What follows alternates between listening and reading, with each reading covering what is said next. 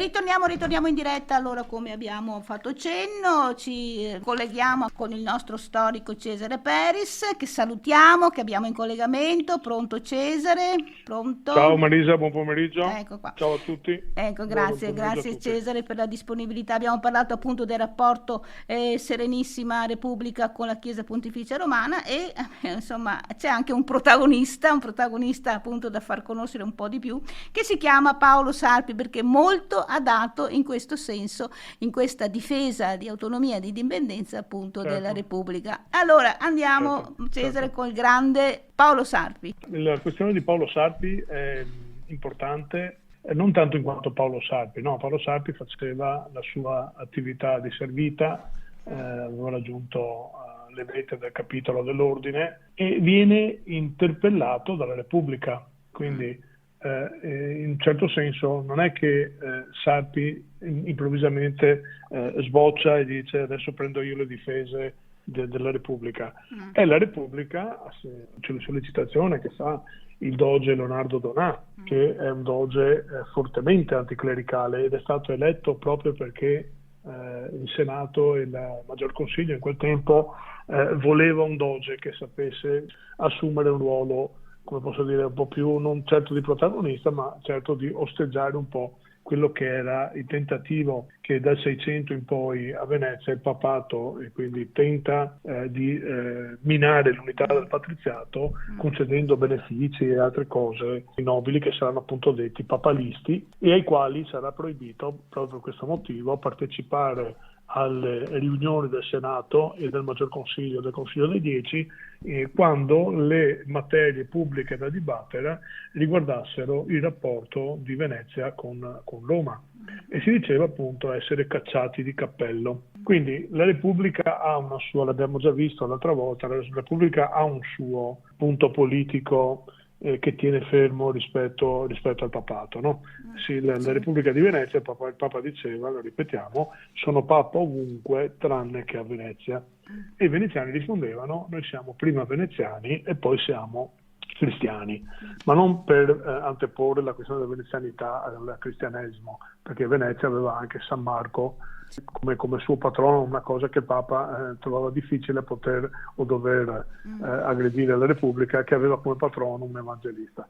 Venezia aveva una sua politica e questa politica di contenimento, ma anche di un rapporto che fosse a parità con il papato, Venezia per esempio lo riprende nel 1604 ed è il 10 gennaio del 1604 il Senato a Venezia promulga una legge che in veneziano si dice parte, prende una parte in cui proibisce la fondazione di ospedali che siano gestiti da ecclesiastici, quindi non ospedali gestiti da laici ma da ecclesiastici, la fondazione di nuovi monasteri e di nuove chiese senza che ci sia l'autorizzazione preventiva della signoria. Questa legge che proibisce quindi al clero che vive all'interno dei confini dello Stato veneziano di fondare di sua iniziativa ospedali, nuove chiese, nuovi monasteri, è praticamente il ribadire quella cosa che abbiamo già visto, quella posizione che abbiamo già visto l'altra volta, in cui il Doge e quindi delegato il Senato che ne assume la forza, all'interno dello Stato la Chiesa è subordinata al potere politico, quindi gli ecclesiastici, specialmente i vescovi, sono eletti direttamente dal Senato.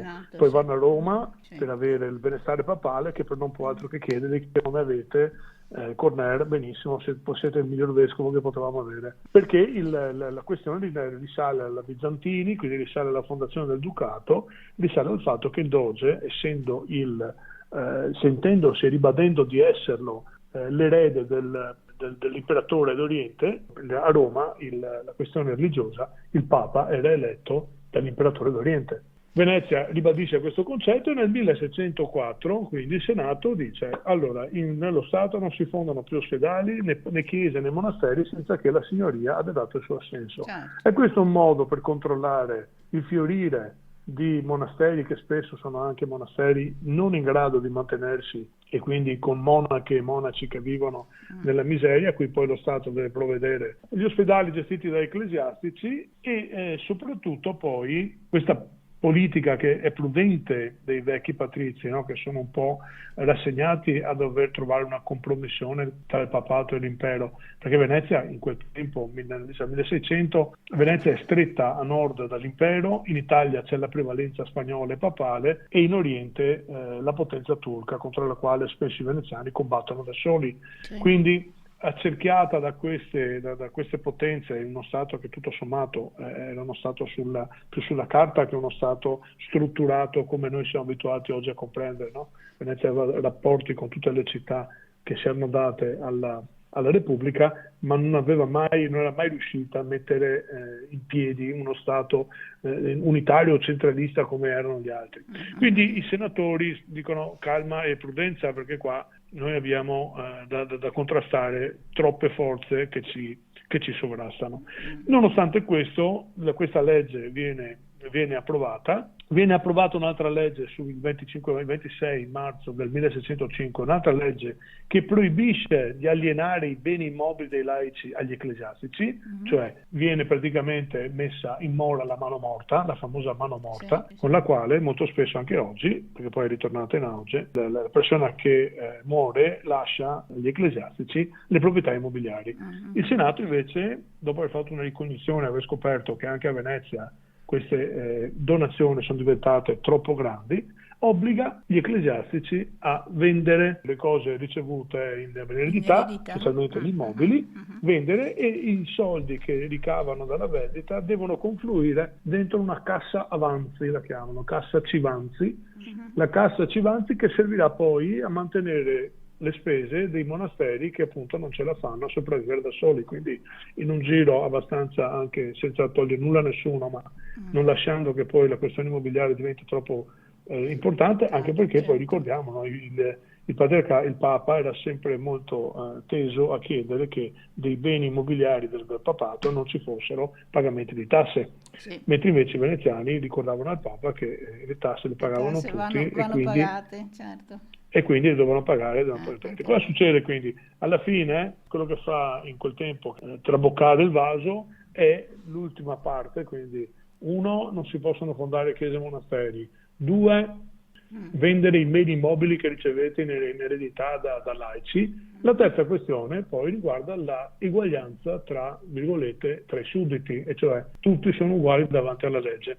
E quindi succede che proprio quell'anno, l'anno successivo, i veneziani fanno un'altra legge che dicono che i tribunali civili ecclesiastici non sono responsabili e quindi non possono emettere sentenza sui reati di particolare gravità.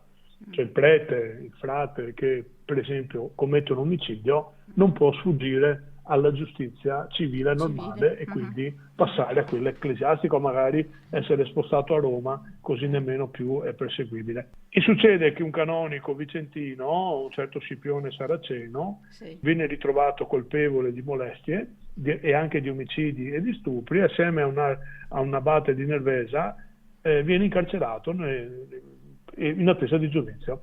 Il Papa, al tempo Paolo V, immediatamente emana 2 brevi e chiede al Senato che questi 2 ecclesiastici siano consegnati per essere giudicati da un tribunale ecclesiastico. Questa è proprio storia. Questa risposta che arriva dal Papa a Venezia viene presa subito con le pinze, quindi dicevo, in quel momento lo Stato, impressionato in questo caso dal doge Leonardo Donà, decide di mettere a frutto le competenze che potrebbero derivare appunto da sempre sudditi, anche in questo caso ecclesiastici, che possono aiutare lo Stato in questa disputa. Leonardo Donà quindi dice: prendiamo queste 2 brevi e le facciamo esaminare da competenti giuristi e teologi, tra i quali viene richiesta anche la partecipazione del Sarpi. Il Sarpi, che ricordavo prima era stato priore dei Serviti, aveva raggiunto anche alti incarichi all'interno dell'ordine, era stato fuori Venezia, poi era anche rientrato, prende per mano le 2 brevi e, come tutti sappiamo, inizia a scrivere e a confutare quelle che sono le ragioni espresse dal Papa.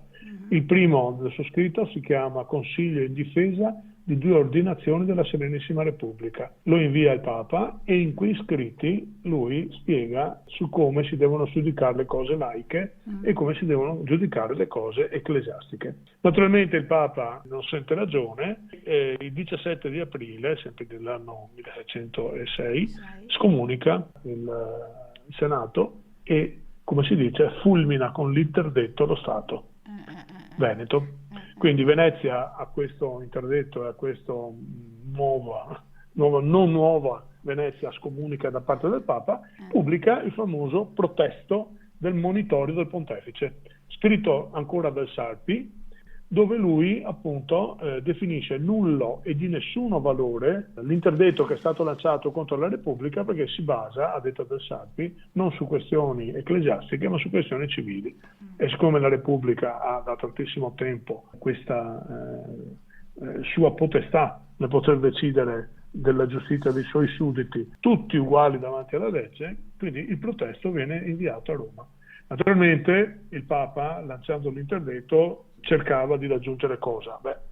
Prima di tutto, con la potenza, la forza che esprimeva dal punto di vista morale, almeno un'insurrezione all'interno della città contro il Senato, figurandosi o immaginandosi il Papa o Roma che la popolazione veneziana insorgesse contro il Senato per questo. E invece ribellione, non c'è stata nessuna ribellione. Esatto. Succede che i gesuiti rifiutano di celebrare la messa, no? Perché come prima reazione, mentre il protesto viene letto a Roma e Sarpi continua a mantenere la posizione argomentando sulle cose che vengono dette, ridette, rilanciate, Venezia intanto come prima cosa proibisce in tutto lo Stato che si sospendano le messe. A quel tempo addirittura venne minacciata di morte i preti, i pievani e gli ordini che non obbediscono alla Repubblica, ma questo non con l'intenzione veramente di arrivare ad esecuzioni, ma con il fatto che,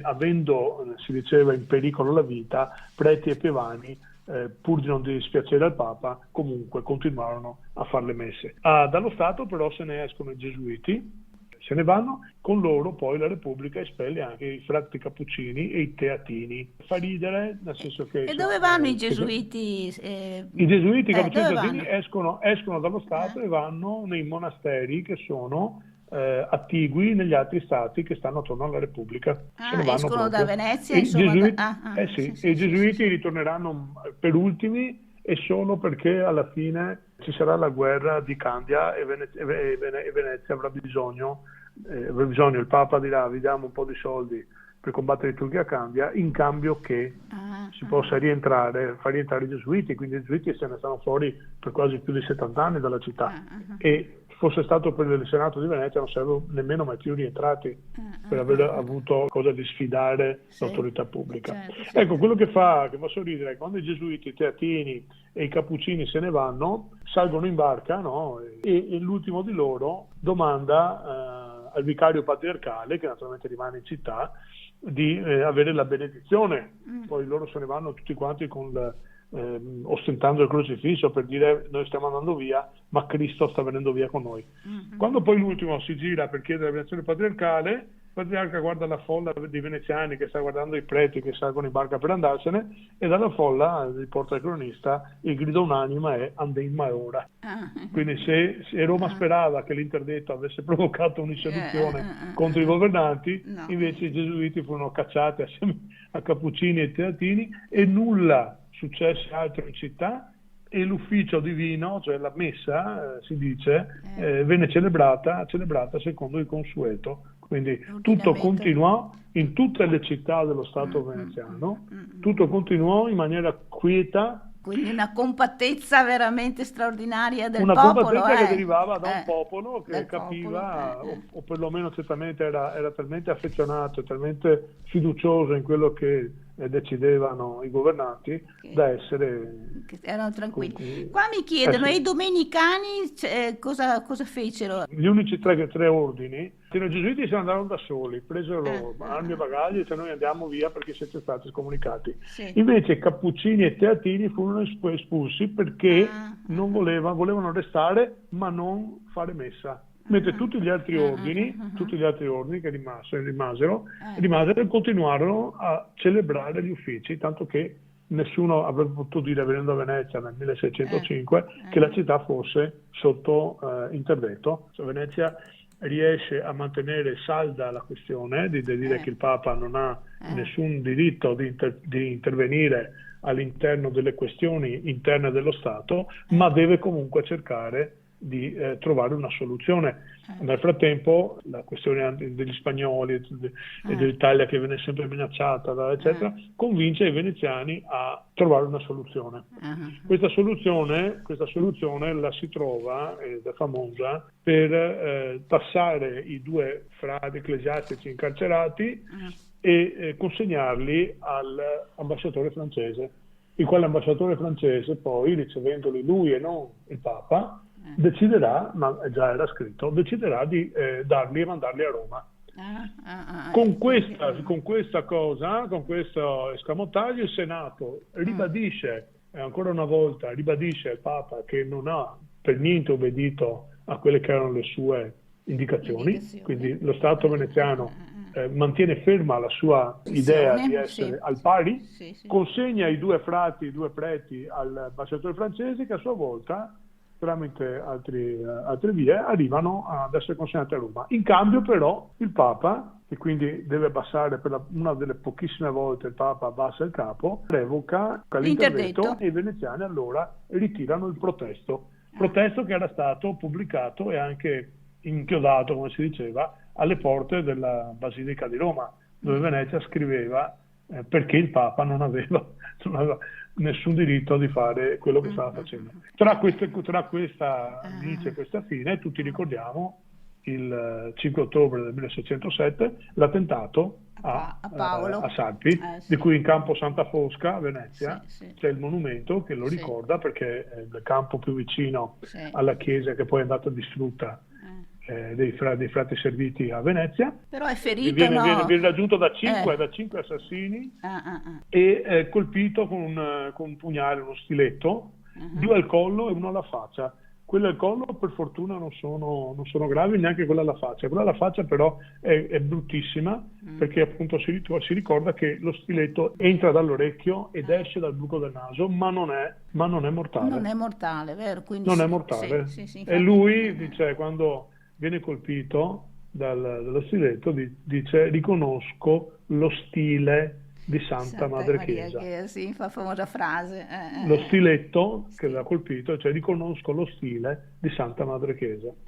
Ecco, dopo questo passaggio in cui lui sopravvive, c'è la chiusura dell'interdetto da parte del Papa, con la consegna, in quel modo che ho detto, dei due preti, ed è effettivamente una vittoria politica di grande importanza per la Repubblica, che la festeggia come tale, perché il Papa non ha ottenuto quello che voleva, ha dovuto accettare alla fine un compromesso e nel compromesso rimettere la questione di ritirare l'aggressione fatta alla città, e quindi praticamente Venezia ne esce forte, nel senso che ricorda al Papa e ricorda alla Chiesa di Roma che la Repubblica di Venezia non si piega e non si piegherà di fronte alle richieste del Papa, se queste sono in contrasto con le leggi che vengono stabilite all'interno dei suoi consigli, il Senato come cosa apicale. Certo, rapporto paritetico. Un rapporto politico che deve essere paritetico e con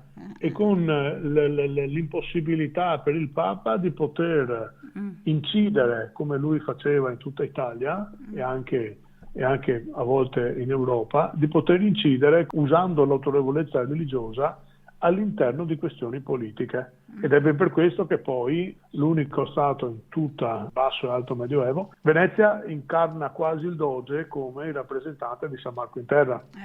L'abbiamo ricordato anche l'altra volta, proprio rifacendosi all'eredità dell'imperatore bizantino. Il Doge veneziano fino al 1797 è l'unico sovrano in Europa autorizzato da una bolla pontificia a nominare i vescovi, tra i quali il vescovo particolare del Doge è il privicerio della Basilica di San Marco, che è la cappella privata del Doge. Sì. Ma quanto hai studiato tu questa storia veneta per Da saperla? quando mio papà mi regalò, avevo 11 anni, mi regalò un libro che ho ancora in biblioteca, naturalmente l'ho fatto anche restaurare, del costo di 50 lire. Il titolo è L'oro di Venezia. L'oro di Venezia, ma c'è ancora o no? Credo sia assolutamente fuori. Ma provate magari su eBay. L'oro di Venezia, aspetta che mi prendo Sì. nota perché veramente deve essere un libro 50 lire, 50 un lire, librettino mamma mia. che mio papà mi regalò, e su quello ho costruito una biblioteca che oggi ho circa un migliaio di volumi, solo su Venezia. Immagino. E da lì si è sviluppata questa grande passione. E da lì questa passione enorme. Enorme, veramente. Esagerata. No, guarda, veramente un piacere sentirti, no. E quindi il papà ti ha dato questa chiave di lettura di questa storia veneta che è poco... Che era altrettanto lui innamorato della città, mi regalò questo libretto, mi portava a visitare, a vedere, mi parlava delle cose, e poi io sono riuscito un po' alla volta a fare questa roba qua. Bene, grazie Cesare, a tutti, grazie Marisa. alla prossima.